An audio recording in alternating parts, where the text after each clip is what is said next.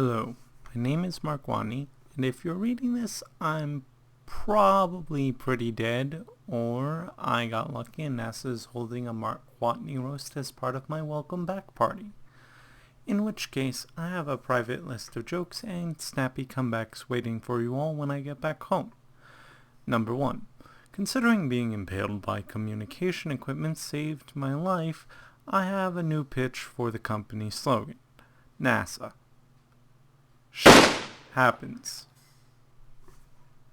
Okay, in all seriousness, while I'm making this, I am alive and well, and I've come up with some tips for anyone who might wind up in my situation.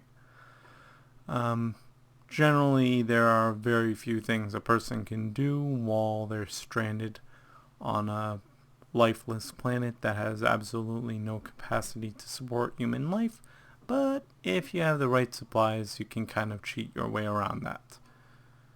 So, let's begin. Number 1. Be creative. For numerous reasons, a little imagination takes you a long way.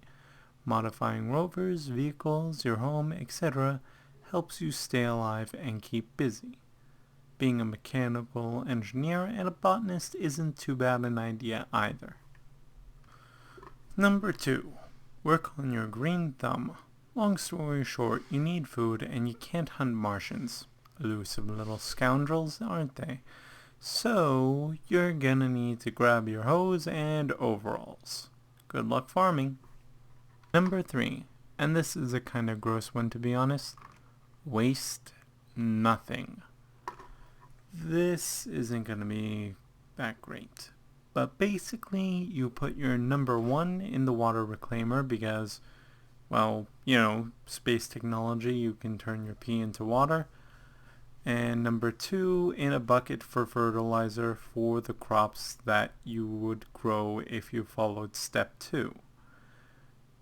Actually, that's kind of ironic there, step 2, number 2, but, bored.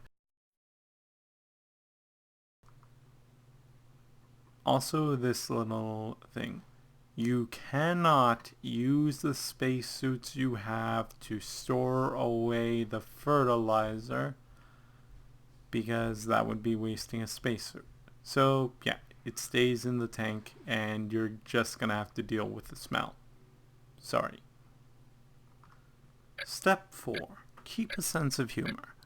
After you get to the point of watching reruns, becoming an expert on every book in your base, and finding yourself completely sick of disco, never gonna give you, no disco, no more disco, I cannot take it anymore. Okay, you pretty much have to entertain yourself. Oh, and before any of you ask, no, you cannot play Martian baseball with rocks. I know it might be something to do, like, Neil Armstrong played golf on the moon, but trust me, if you play it, you just look like a crazy guy hitting a stick into nothing. It's sad. It's really sad. Number 5. Script.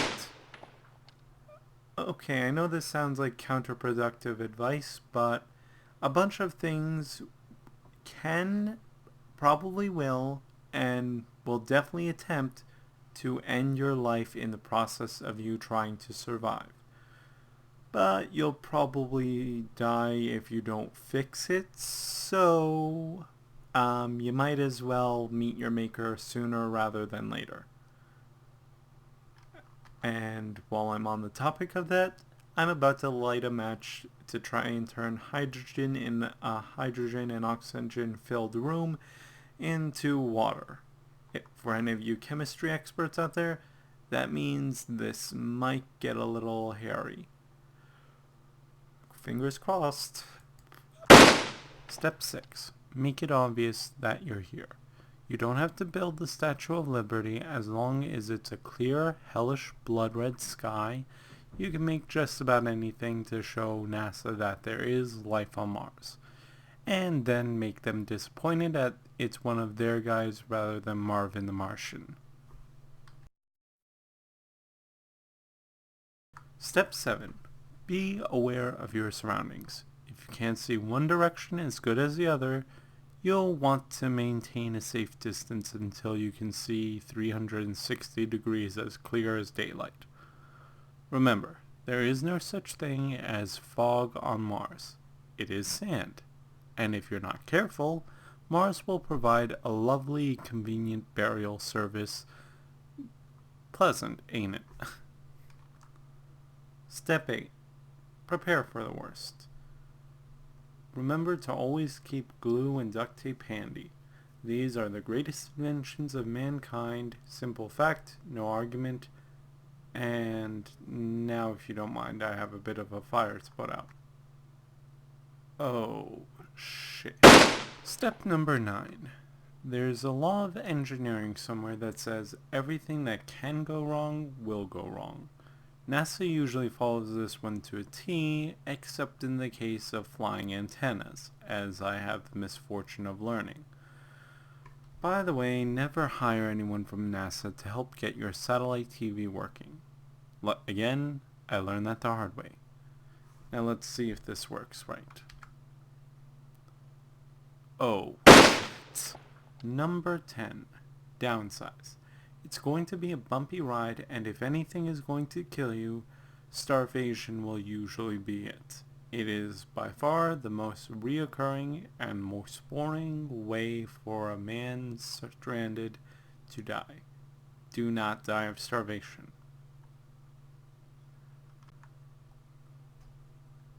For the love of God, someone give me something to eat aside from a damn potato.